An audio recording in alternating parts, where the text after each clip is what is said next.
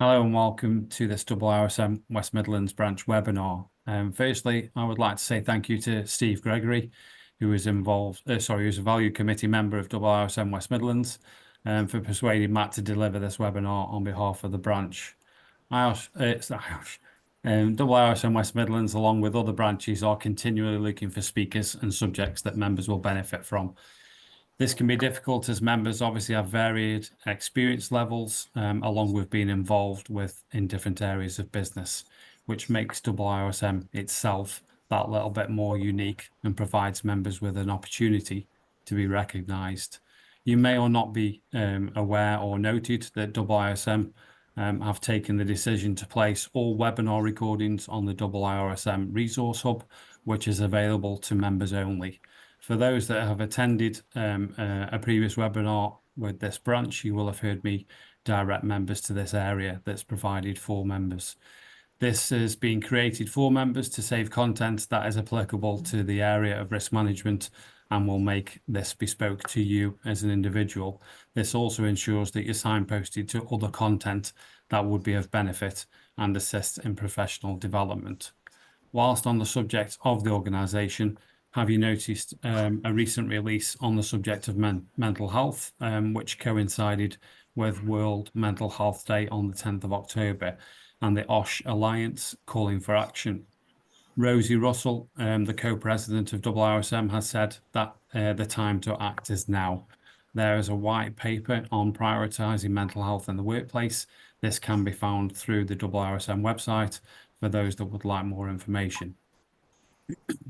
There's also the subject of the IIRSM Risk Excellence Awards, which is an event that takes place every year to bring together the best in the industry and provides an opportunity to celebrate those achievements, whether this be an individual or a business.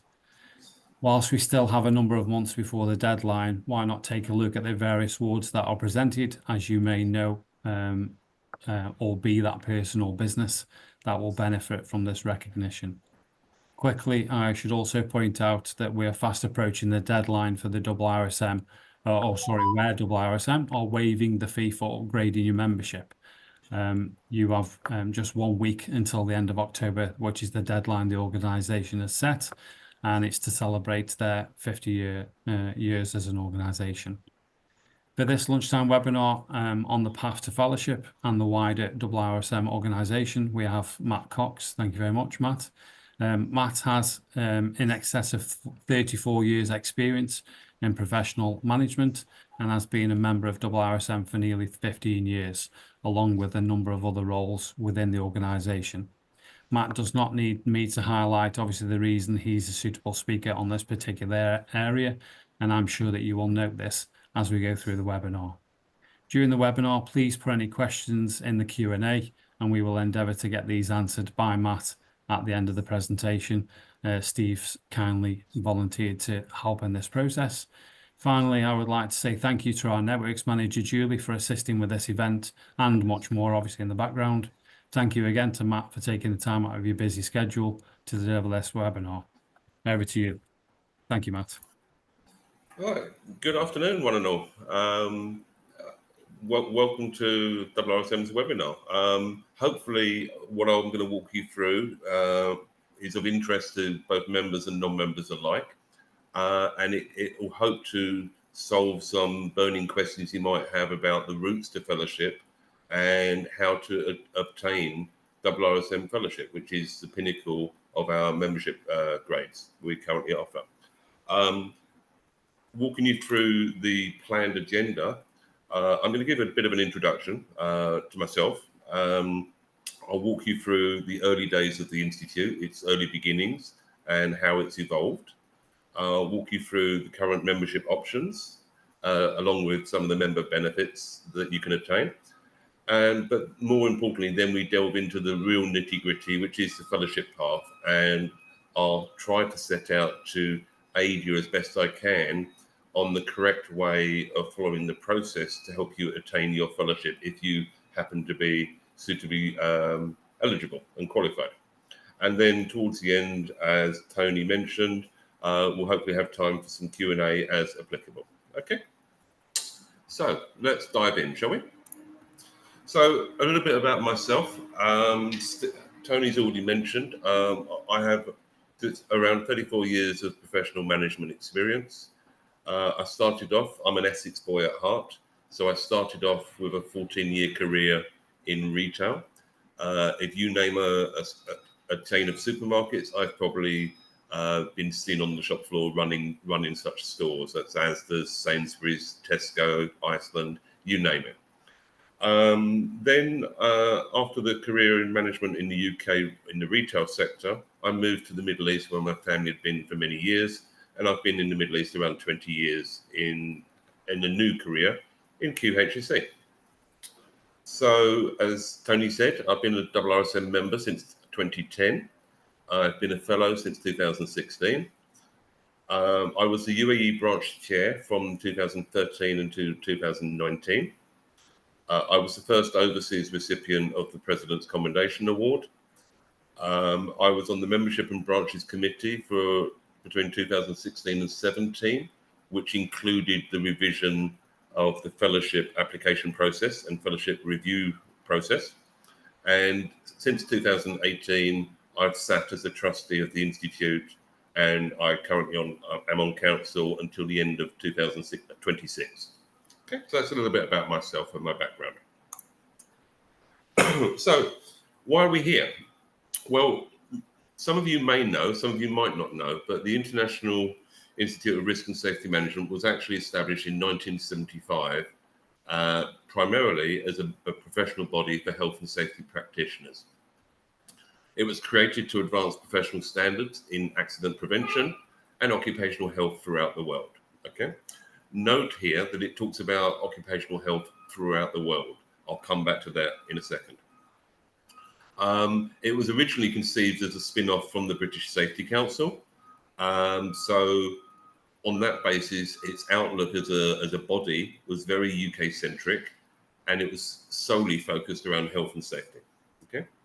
Whilst it gradually started to attract members overseas, for many, many years, it could not ever be considered to be an international body, regardless of its lofty ambitions to prevent accidents and ill health throughout the world. Okay. So again, going back to the early days, following the path of many other professional bodies, membership was almost exclusively driven by an applicant's professional qualifications.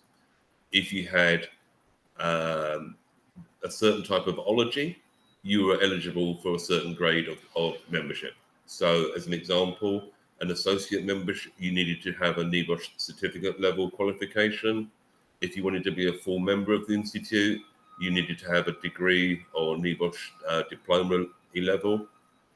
We operated a specialist member stream for those that were suitably qualified, but didn't actually fulfill a full-time OHS role.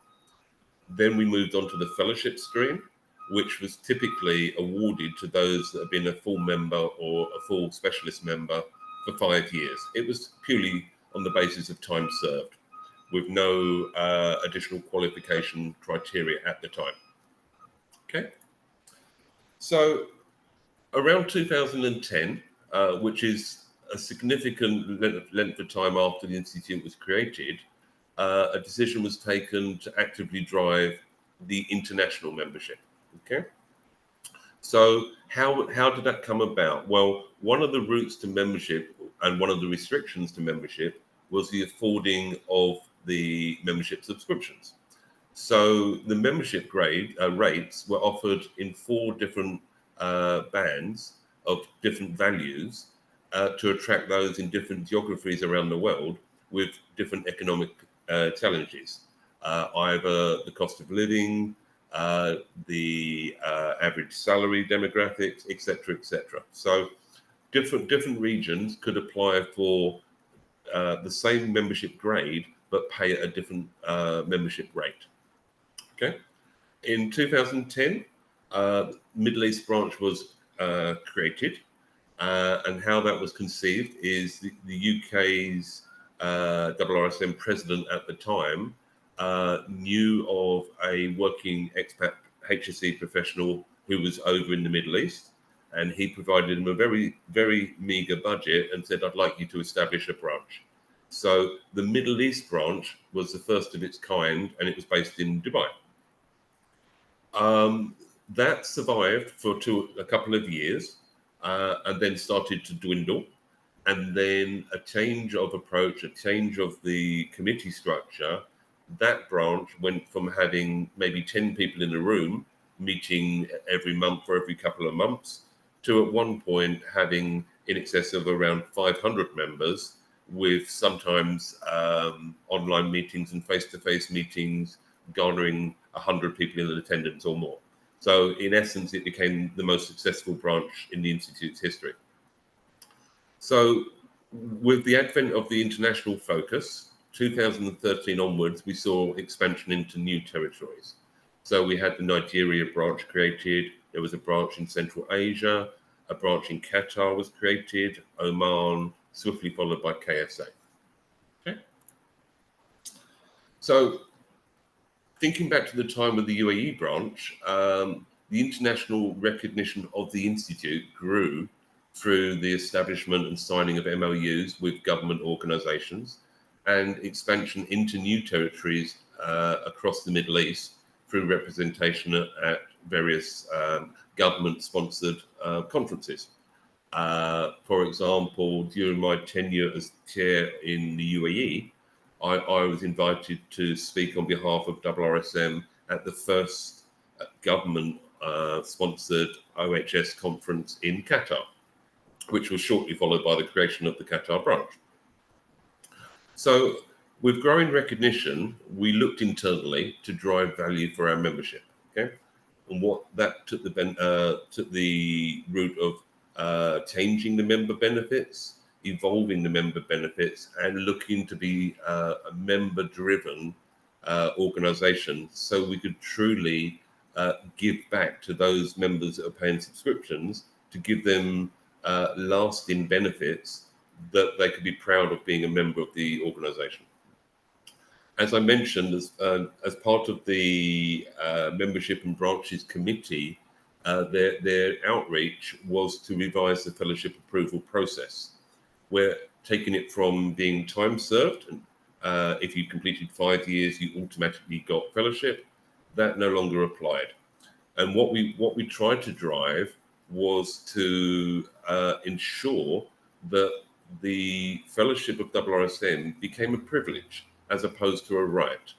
And we started to drill down and look at asking people to demonstrate their competence in their relevant field. Okay. So in 2015, the Institute underwent a major rebranding exercise, which happened to coincide with our 40th anniversary. The old look and feel of the website, the logo, everything was changed to bring a brighter, fresher, more youthful look, and to garner more interested from a different demographic from the historical membership of IIRSM. The new look IIRSM website was launched, again with a view to embracing a different demographic from the historical membership.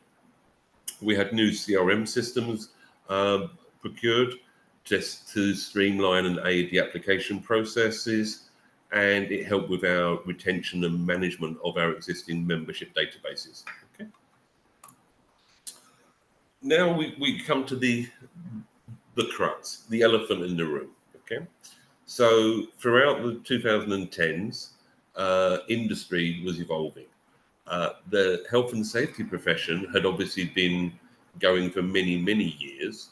In the UK, the Health and Safety in Work Act was created even before IIRSM became a thing. So as people and industry started to evolve, the expected portfolio of the safety professional started to evolve as well. And from having an ology that gave a certain level of knowledge in safety, suddenly professionals were being asked to take on the responsibility for managing the environment. They were focused on occupational health. They might have been asked to take care of security, as we moved into green working, people started to focus on things like sustainability, business continuity, and more strings to the bow were added to safety professionals.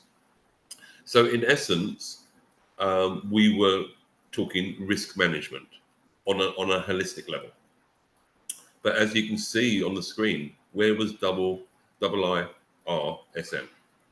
Clearly not where it needed to be. We were still a safety-driven body.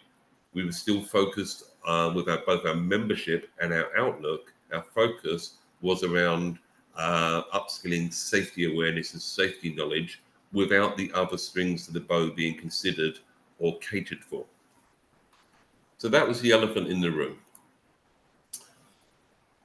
In order to drive change, we needed to have an evolving and a changing perspective. Okay, critically, around 2018, 2017, 2018, a seismic decision was taken to restructure the council to drive fundamental change of the organisation. Okay, the historical closed shop, the old boys network, if you like, was dismantled. Okay, no more will be accepting that the demographic of IIRSM was set in stone. The outreach of the Institute was set in stone, and we wanted to be both diverse and open and seek to become a more dynamic membership body, offering real and intrinsic value to professionals and organisations across the globe. And when I mean globally, that's purely focusing on the I of IIRSM, truly believing that we had to have representation on a global footprint to serve our membership and industry at large. So to retain our membership, we needed to obviously support professional growth and attract membership from the wider risk sectors. So to do that, there was a lot of discussions at council level, amongst the senior leadership level, and with outsource consultations to change the strategic outlook to finally embrace and reflect the R in the International Institute of Risk and Safety Management. Okay. So we come to the modern day, 2024 and beyond. So we have, through associations with partnerships, we've got bespoke risk management training programs available to members and non-members alike. We introduced and developed a competency framework. I'll come back to that later. The evolution of the membership criteria, we were no longer to be driven by members or applicants having a certain ology. We considered competence as a whole. Okay. Unfortunately, the industry in the UK and globally, people could, for some reason, still confuse the notion of competence with qualification or competence with experience. And clearly, most professionals accept that competence is a combination of training, of qualification, experience, etc. And you cannot satisfy competence without taking a blended approach. So in embracing our partnerships with external providers, we worked, for example, with NEBOSH, and we now have a certified risk management qualification being brought to market, and that's available to members and non-members alike. And in the development stream, there are potential discussions of enhancing our offerings and developing even further such certified risk management offerings to market. Okay. Tony alluded to the deadlines for submission. The Risk Excellence Award was launched. I was on the judging panel for the first two editions, and since the early days, the depth and the scope of the awards has increased, and the quality of the submissions has grown. We're driving industry to look inwardly to drive the way people look at their business and how they operate businesses, to leave a lasting legacy for their sustainable business growth and a legacy for future generations in the way we deal with risk. We have the Emerging Risk Leaders Network established, recognizing young talent, the leaders of the future. And we have clearly had to focus on income diversification and strategic partnerships. In the early days, when I first started in the association with IIRSM, all of our income stream, on 95% of our total revenue, came through membership subscriptions, which clearly isn't sustainable. So we've now got commercial offerings such as training approvals, training offerings, webinars, awards, etc., to diversify our income stream, which drives sustainability for the Institute as a whole. So when talking about the strategic outlook, hopefully you'll have all seen what IIRSM is all about. It's across most of the collateral we operate on our websites and our corporate communications. We talk about our new vision, our new mission, and our core values as an institute. Just to refresh this, we want to see a future of thriving organisations within which people feel safe, supported, and empowered to identify and manage risks, protecting both their environments and their lives. Okay, that's the vision of the Institute. How do we achieve that? Well, our mission is to drive the holistic evolution of risk management within organisations, educating and protecting both their people through our communities and the wider environment. Our values. We build trust through partnerships, responsible actions. We are adaptable, we are dynamic, we are small enough to change rapidly to evolving circumstances globally. We constantly challenge ourselves to respond. We actively collaborate as a community. I'm an example of collaborating. Yes, I sit on council. Yes, I live and work in United Arab Emirates. But here I am on a webinar providing support to professionals within the UK. That's active collaboration. We are open, we are approachable, and we try to be accessible to all. And we treat people with care, dignity, and professionalism at all times. That is our standard set of values. Okay. Hopefully, some of those strike a chord with each and every one of you, either directly or indirectly, as to how you work, how you wish to be treated, what you're looking for in terms of support from a membership body.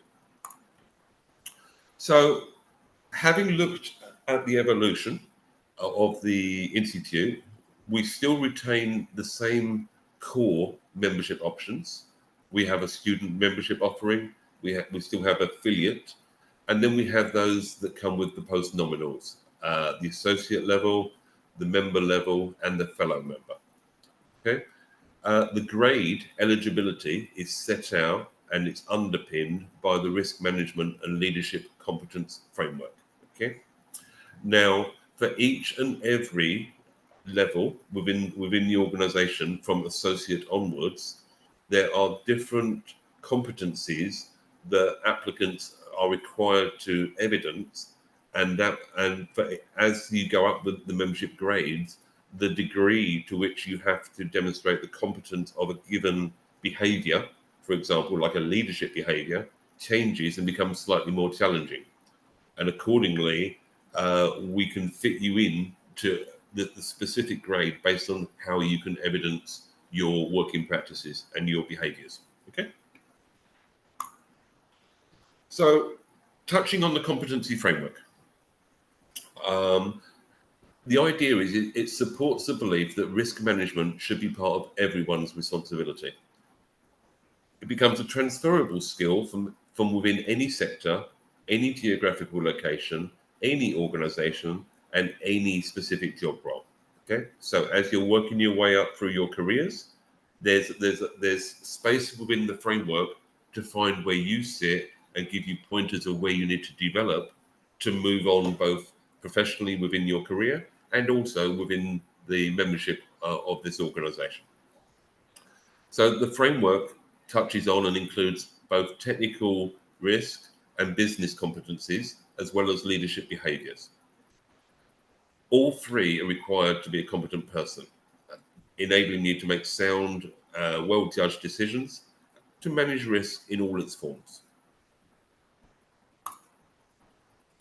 So when we're talking competence, we're talking behaviors. As I mentioned, it's not about having an ology. It's not about having time served. It's about your actions. It's about your strategic outlook and approach to things. And it's about the behaviors you demonstrate. Okay. So clearly you need knowledge and understanding. So that's an operational perspective. You need the application and knowledge from a managerial perspective as the higher up you go within the ranks. But you need a strategic outlook. So you need to have reasoned advice and the depth of complexity in the way you think and operate. The required level of competence will depend on an individual's role, their seniority, their level of responsibility, their experience, and the area in which they practice. Okay, but there is a path for everybody within the competency framework. That's its underpinning ideal. So, as we've evolved as an organisation, I walked you through the evolution of our outlook, the evolution of the membership structure. So where we come to now, we talk about the membership benefits. Okay, we still retain post-nominals for eligible grades.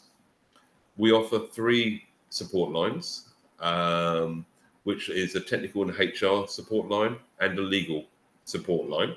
So if you're a small, medium-sized business and you don't have in-house technical support, you can make use of these 3 support lines provided by a third-party consultant on our behalf. For those eligible grades, IIRSM is linked and included for eligibility on the OSHA register. Historically, it was a closed shop, and IIRSM wasn't recognised for inclusion on the OSHA register because it was the purview of OSH professionals only, and typically steered up for the closed shop, which used to be the IOSH memberships, as an example. Recently, we launched the mentoring scheme, whereby young and aspiring professionals could seek the advice and guidance and support from fellow professionals operating at maybe a more senior level or from a different area of industry to provide them with growth opportunities and steer them on a better path. We have the branch network, and you're attending an example of the same. So all members have access to the growing branch network. All members receive the Sentinel magazine, and within the Sentinel magazine, the content is diversified to include different industry sectors, different levels of knowledge. So there's something for everybody, and there's a specific editorial panel to review the proposed content to make sure it's relevant to the changing face of industry across the world. Members get free access to book professional development webinars, such as this one. Within the websites, members have a resource and knowledge hub, and it can be personalized to your own resources that you need to retain. So it's customizable to your own individual needs. If you like a resource or a certain element of knowledge you've got, you can download it and save it into your personal knowledge hub. Okay. And clearly, through our network of partners, members can avail of discounts on goods and services from supporting partners. I remember maybe in 2016, I signed a global MOU with the organization called IPATH, which was the International Powered Access Federation, who specifically train people for safe use of mobile elevated work at height equipment like scissor lifts, etc.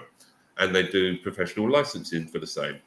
So even though I signed the MOU from the UAE, I created a global MOU such that members could avail of discounts wherever they work around the world. And recently in Saudi Arabia, Philip Pearson, the CEO, just renewed or refreshed that MOU with IPAF. So it's about lasting relationships and providing real member benefits to the wider members across the globe.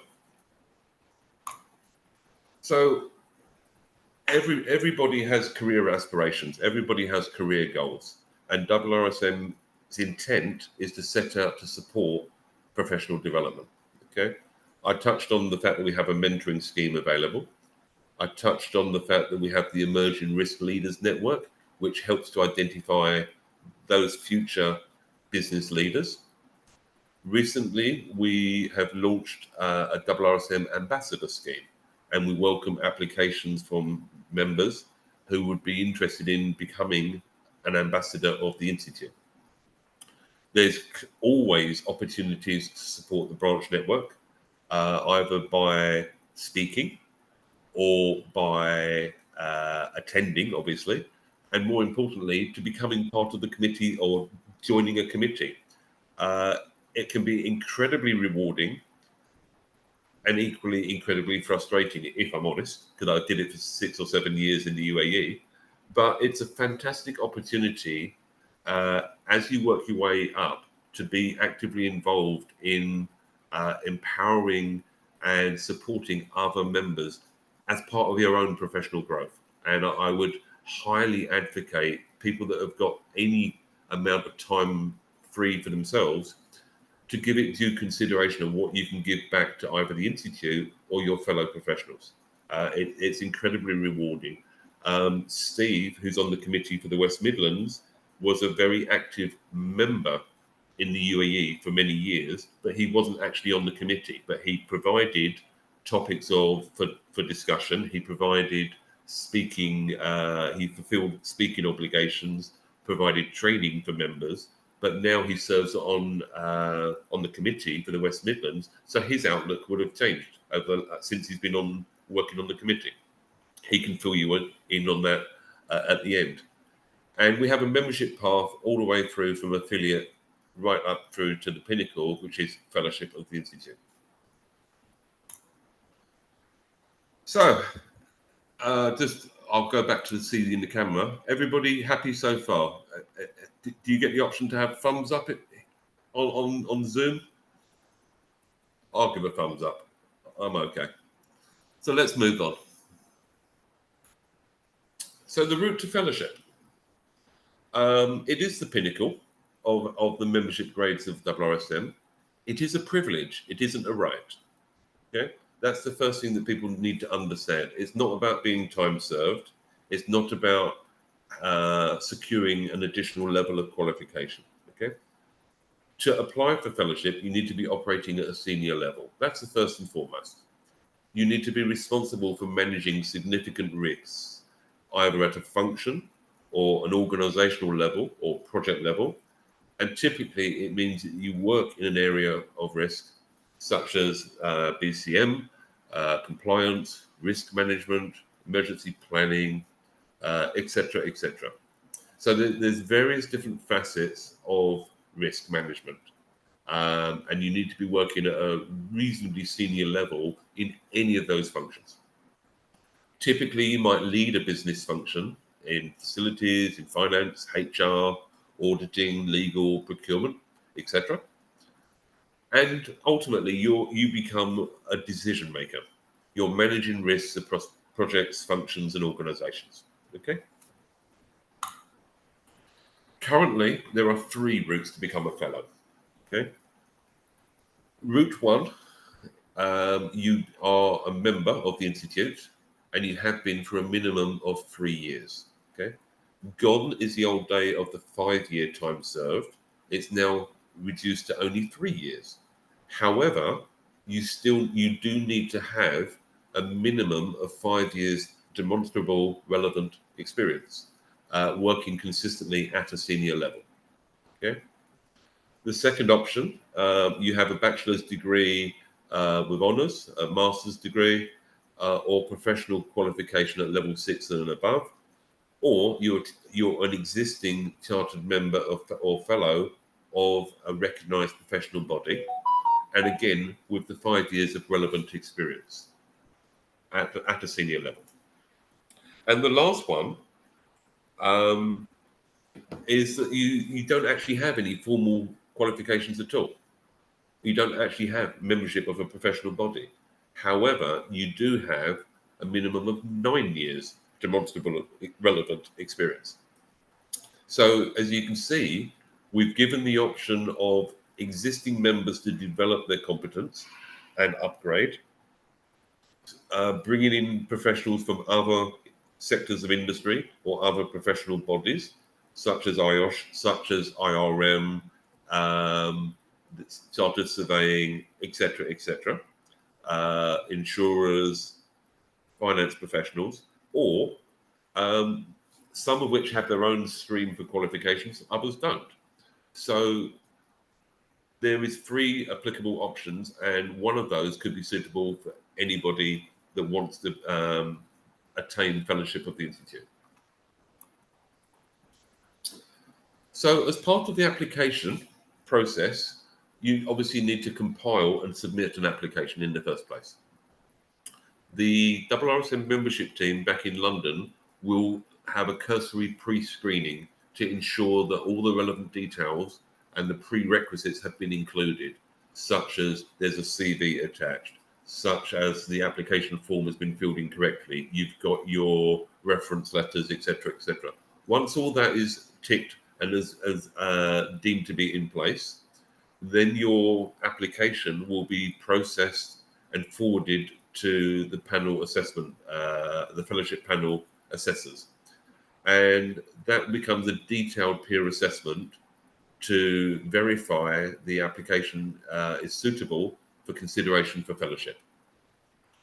A decision is taken by the fellowship review panel, and for any unsuccessful applicants, they provide feedback of areas of weakness or areas where you might need to revise your application and resubmit the application.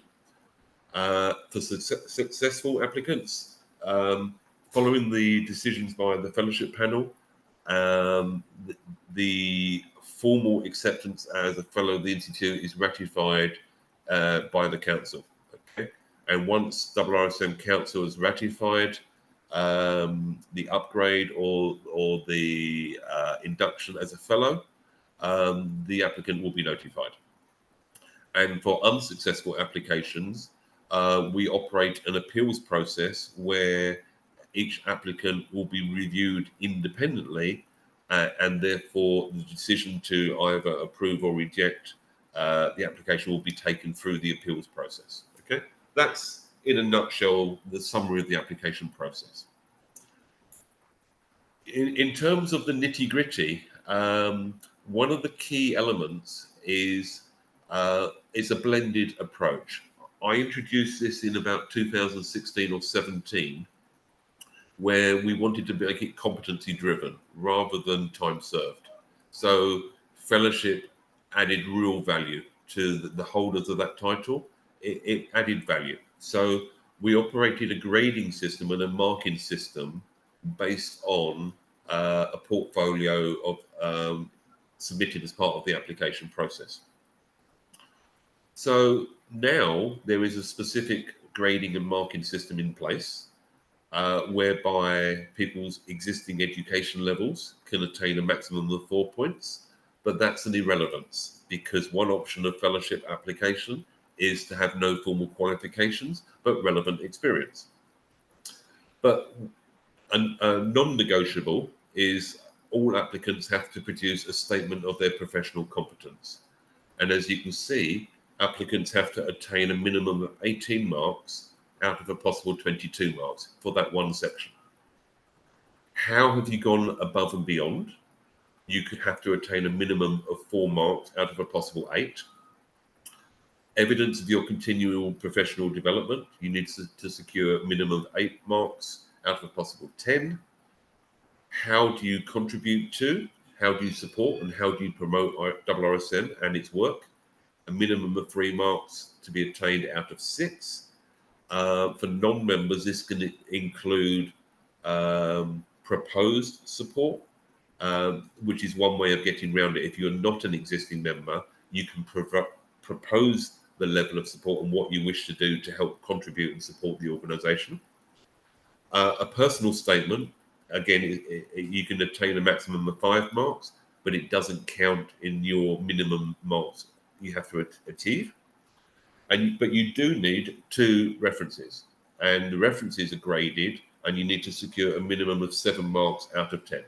Okay, so minimum 18, minimum 4, minimum 8, minimum 7. That equates to your minimum 40 marks overall.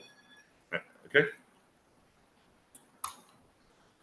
So one of the biggest challenges for every working professional, we do our jobs as a matter of course. Sometimes we do it autonomously, almost as reflex actions, and we don't spend time to reflect on how we can evidence and document what we do. Okay, so in order to drive people being able to evidence a blended level of competence in terms of risk management, the statement of competence is directly linked to the risk management and leadership competency framework. Okay, so if people refer back to the competency framework, there are various different competence areas to be considered, and there's various different leadership behaviors that are given as examples.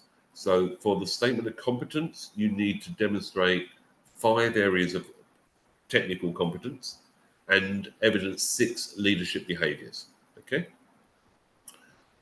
For each example, it can be you can cite different evidences to support evidencing different areas of competence. So, and I'll show you an example of how that works in a moment. But you need a minimum of 1 bullet point under each of the areas of competence you're demonstrating. Okay. But importantly, because you need to evidence 5 different areas of technical competence and 6 leadership behaviors, you need to make it very clear which area and which competence you're trying to demonstrate with each example you're providing. Okay. You don't need to evidence each bullet point, but you can frame your examples around 1 or more areas. Okay. Hopefully that sort of makes sense.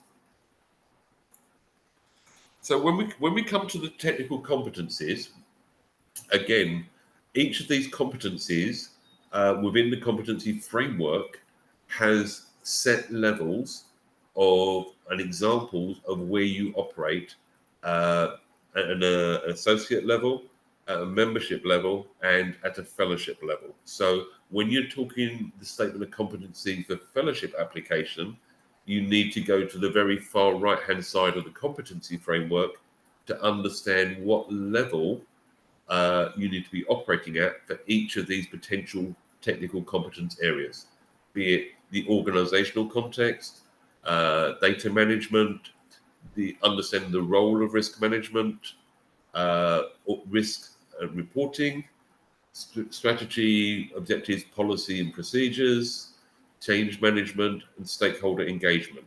These are some of the technical competency areas that you can select to evidence as part of your statement of competence.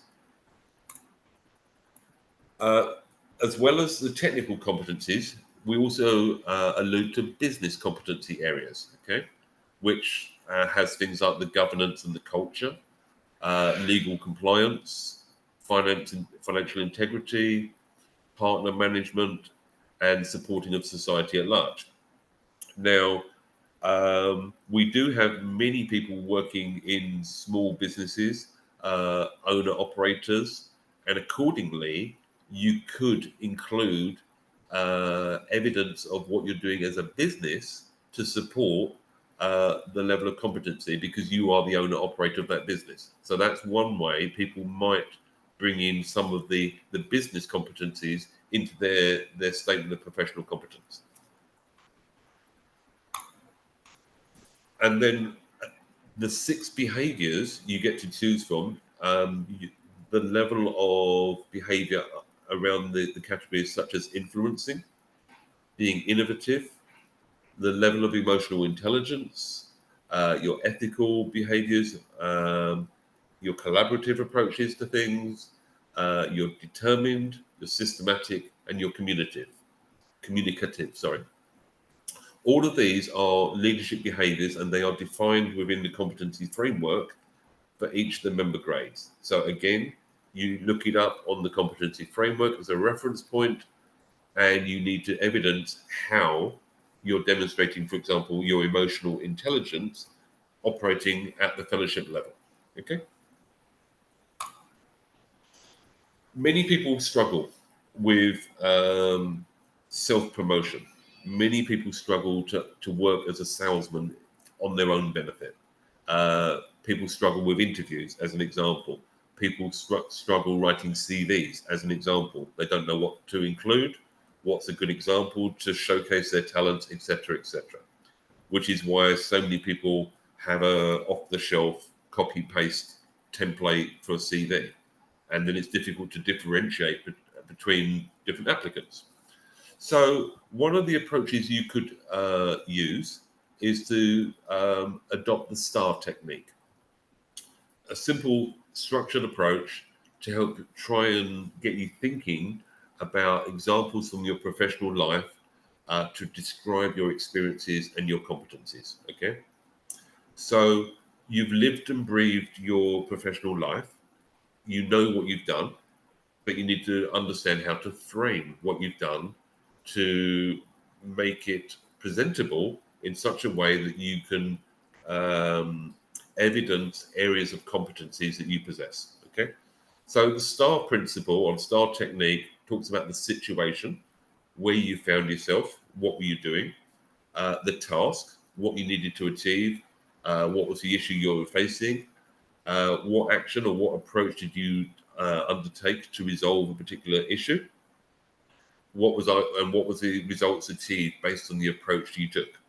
Okay, so it's very simplistic: the situation, the task, the action, or the approach, and the result achieved. Okay. So when you're documenting your statements of professional competence, you use the situation to briefly set the scene, your narrative, your story. When I was a department manager, I had this as an issue. You know, it's a scene. Then you're building on the task. So it's the background information, the outline of the task you needed to do to resolve a particular concern or situation that you were facing. Understanding how important or difficult it was to overcome any restrictions or constraints you encountered. This all builds the narrative to get people to understand your level of competence. The approach is needed to outline the steps you took to successfully resolve or deliver a project output.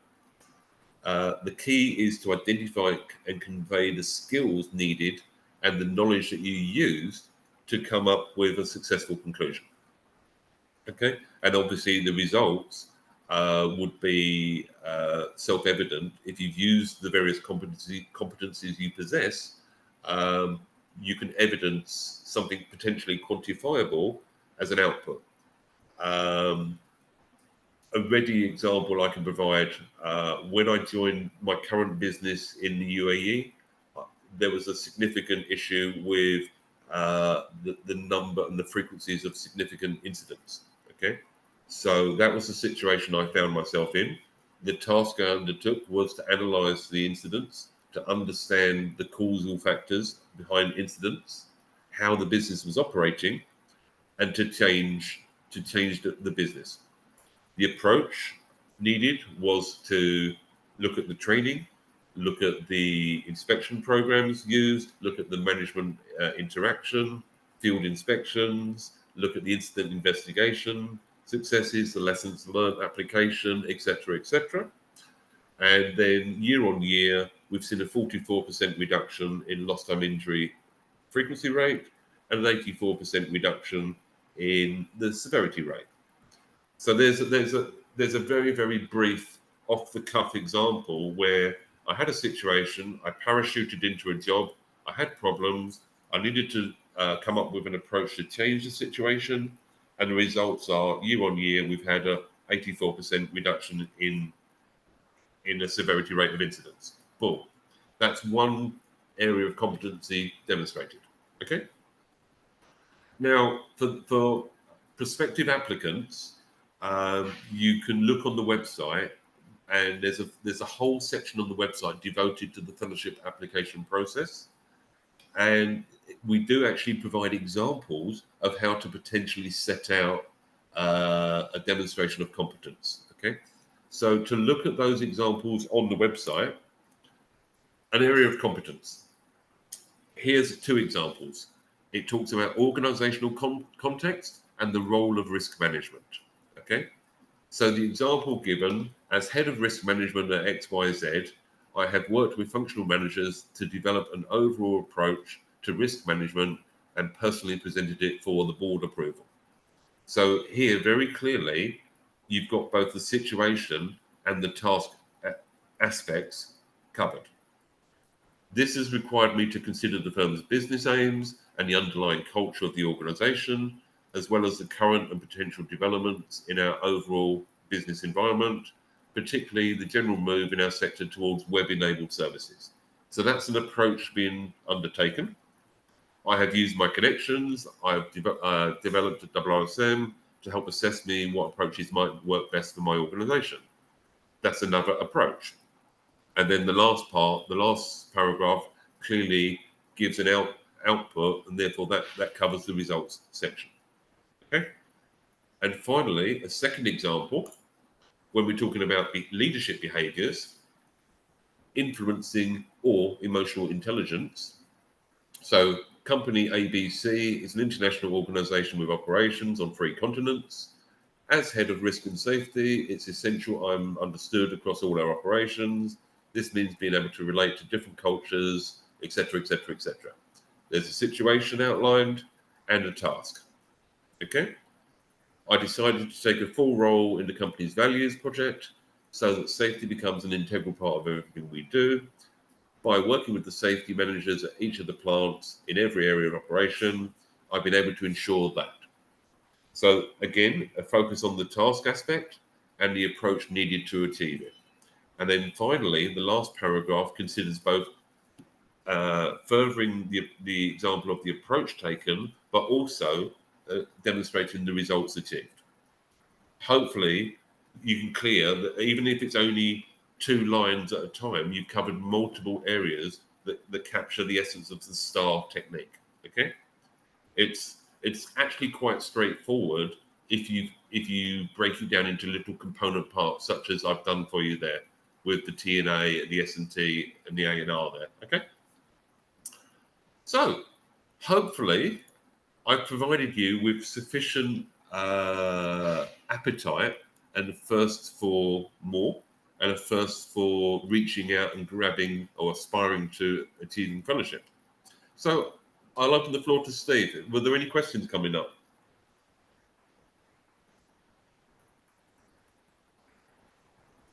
Hi, Matt. Yeah, we've had a couple come through from.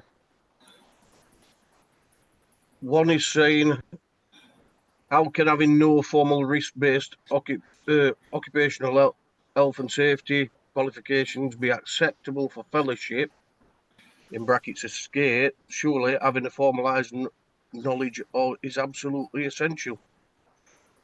Okay, I'll give you an example. Okay, you are a university graduate. Okay, you did your A-levels in the UK and you did a master's degree in English. Okay, based on having a master's degree in English or a maths degree or a history degree, you joined a graduate training scheme and you joined an insurance house. Okay, so you're not professionally qualified as an insurer per se, but you're degree educated, but you've grown and you've learned the job as you've gone forward. Okay, and then as you've worked your way up within that business, you're a senior insurance assessor or risk assessor or whatever it happens to be. You've worked your way up to the grades within that business, but you still haven't got risk-based qualification. But you've worked your way up, and eventually you work at a senior level. And your industry you work in may not provide specific tailored qualification. So if we remember and relate to competence, it's not only about ologies, it's behaviours, and it's experience down a given path. You can be trained without being qualified. You can be experienced without being qualified. You know, because you get brought these new behaviours. So when I was in retail, for example, I used to receive university graduates that had zero life experience, yet they were immediately put on management training programs to become the next store managers. Okay. And the people that did the training of these management trainees were people that left school at 16 with no qualifications and started stacking shelves, but had worked in the store for 2, 3, 4 years and knew the processes within the organization and could cascade the knowledge to the graduate trainees. But as a working professional, the person that had 3 years working experience on the shop floor was of more use to the customer than the management trainee. So there's an example. Oh, totally. I can relate to that regularly, mate. Especially with temporary works and designers and engineers, but their competence is at a different level to where they need to be. So, yeah, totally agree. They should be allowed in. I've got a question on here that's the two references required for fellow grade. Can they be from the same organisation if they are a client? I would. I'm not sure the specific small print on the application process will help to outline that. Personally, I would say it's better to have references from two different directions. Okay, because you could, if you operate with two different people from the same organisation, there could be elements of collusion considered, or it doesn't necessarily give a broad spectrum approach, because your interaction with both people will allude to the same thing typically. Whereas if you've got a reference from two different sources, it'll give you more of an understanding about the engagement with different stakeholders. If you've got different stakeholders providing references for you, then that aids to the competencies and the leadership behavior of building stakeholder engagement from different sources. So I would personally steer clear from having two references from one organisation. Yeah, I agree with that as well.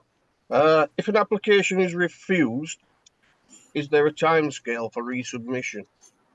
Yes. Typically speaking, the membership panel, the fellowship assessment panel provide targeted feedback, okay? And they will say, you're eligible to apply immediately with a revised, I'll provide additional support here or additional support there, or they'll say you're eligible to reapply within X number of months. And that will be part of the discussion when you get the feedback from the fellowship panel.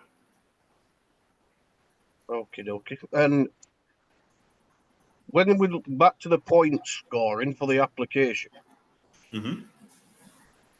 is the points done in such as, are the assessors looking for certain keywords, or like you would in an EBOS exam, or is it to do with the flow of how it actually works? If I point you back to the competency framework, okay, there are certain, if like non-negotiables, there are certain buzzwords or keywords to use. However, the phrasing of the competency framework steers you as to how to evidence something. So, combined with the STAR approach, it becomes self-explanatory that you've sold a narrative to evidence what you do. You know, so therefore, it's not, if you don't say the word leader, you get no marks, or manager, you don't get any marks. It's not like that. It's the overall essence of the submission. We do have another question, but it's not about today's topic. It's in regards to the Sentinel. To be Okay. honest, I think I'll leave that one to Julie to deal with that one. But literally, that's it from my end. But I would imagine Tony's got a few to ask. No, I'm going to leave it on the questions wise or side, because I'm sure Matt's obviously answered the majority of the questions as we've gone through the webinar anyway. So thank you for obviously all that content, Matt. It's really appreciated, and I'm sure that'll help a number of people that are looking to go through to fellowship at some point. For those people that have attended and want to go back on, look on this recording, it'll be available on the 4th of November, and as we've previously mentioned, it'll be uploaded to the Member Resource Hub for those people that want to watch it back. But all in all, I'll say thank you again, Matt. Thank you, Steve. Thank you again to Julie, and to those that have obviously attended today. Hope that you have a good day wherever you are, or a good evening for you coming up to Matt, sooner for you than us. But thank you again all.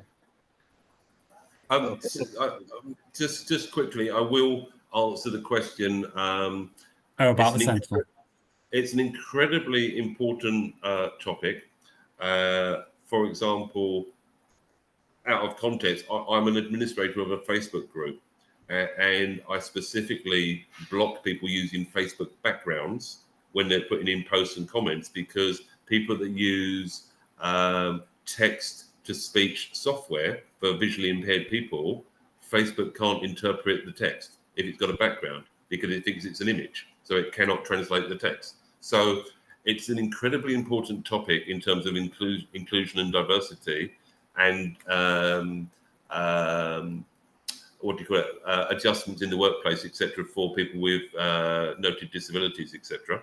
So I will take that back as an aside to the editorial panel of the Sentinel, as well as your own feedback to Julia. But I really like that question, and I'll follow up at council level. Great stuff. No, that's brilliant, Matt. Thank you. Right, thank you all. Look forward to seeing you at another webinar in the future. Thank you, Julie.